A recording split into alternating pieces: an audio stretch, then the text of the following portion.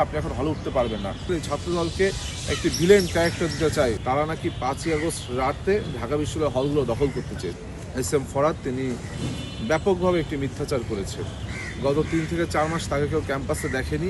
হঠাৎ করে তিনি যে এখনও বেঁচে আছেন সেটি প্রমাণ করতে তিনি এক ভয়ঙ্কর মিথ্যাচার করেছেন যে বাংলাদেশ জাতীয়তাবাদী ছাত্রদলের নেতাকর্মীরা বা শিক্ষার্থীরা তারা নাকি 5ই আগস্ট রাতে ঢাকা বিশ্ববিদ্যালয়ের হলগুলো দখল করতে চেয়ে। কিন্তু আপনারা দেখেছেন এই একই মিথ্যাচার করে কিন্তু তারা ডাকসু নির্বাচনের সময়ও ছাত্রদলকে শিক্ষার্থীদের মুখোমুখি দাঁড় করিয়েছিল এটা বলে যে বিএনপি যদি রাষ্ট্রীয় ক্ষমতায় যায় সেক্ষেত্রে 12ই ফেব্রুয়ারি যে নির্বাচন হবে সেই নির্বাচনের রাতে ছাত্রদল নেতাকর্মীরা সমগ্র হলগুলো দখল করে নেবে।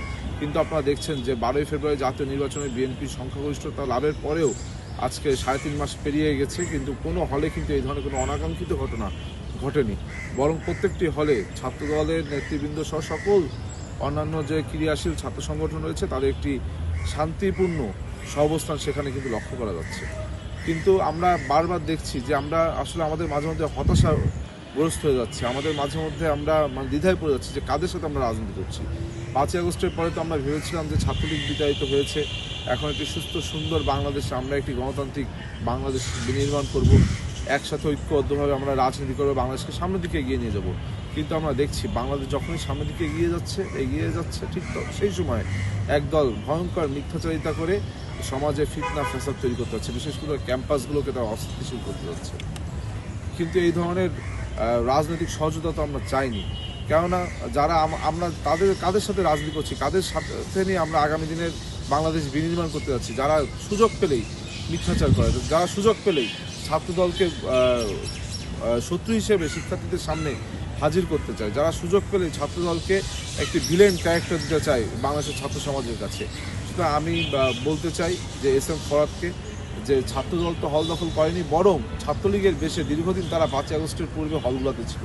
আমি আমার ব্যক্তিগত একটি কাহিনী শেয়ার করি। আমি যখন 5ই আগস্টের পর 6ই আগস্ট হলে আসলাম, হলের বৈধ শিক্ষার্থী হিসেবে হলে উঠতে গেলাম, তখন কিছু সংখ্যক শিক্ষার্থী তারা ওইখানে বললো আমরা সাধারণ শিক্ষার্থী, আপনি এখন হলে উঠতে পারবেন না।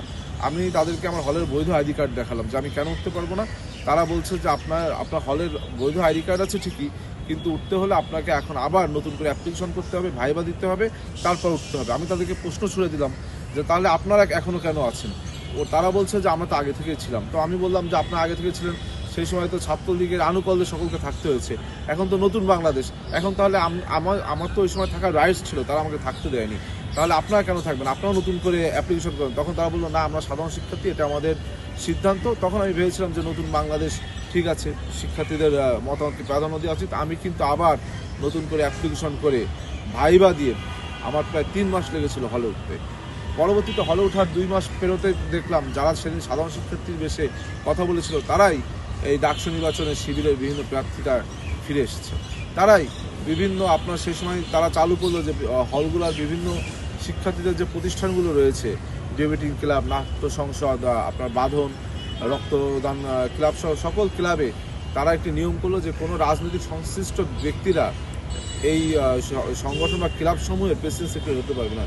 কিন্তু আমরা দেখলাম যে তারাই সেখানে প্রেসিডেন্ট সেক্রেটারি হলো এবং প্রেসিডেন্ট সেক্রেটারি হওয়ার পর তারাই আত্মপ্রকাশ করলো, তারাই শিবিরের সকল মিছিল মিটিং আছে।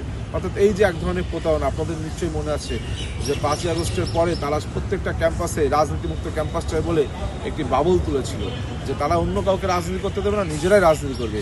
কিন্তু শিক্ষার্থীরা কিন্তু তাদেরকে সে সময় লাল কার্ড দেখিয়েছিল।